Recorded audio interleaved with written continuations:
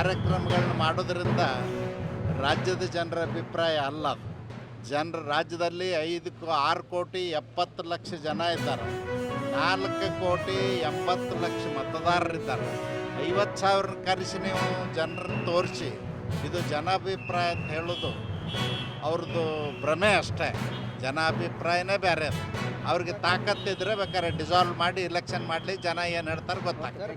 Sir, DK. Shivakumar ಹೇಳ್ತಾ ಇದ್ದಾರೆ, ಸಿದ್ದರಾಮಯ್ಯ ಅವರ ಜೊತೆಗೆ ಹಿಂದೆ ಇದ್ದೇನೆ, ಹೀಗೆ ಇದ್ದೇನೆ, ಮುಂದೆನೂ ಇರ್ತೇನೆ, ಸಾಯೋವರೆಗೆ ಇರ್ತೇನೆ ಅಂತ. ಯಾರು ಪ್ರೀತಿಯಿಂದ ಬರುವ ಮಾತು, ಹೃದಯದಿಂದ ಬರುವ ಮಾತಾಡು. BJP ಒಳಗೆ ಭಿನ್ನ ಮತನೇ ಇಲ್ಲ.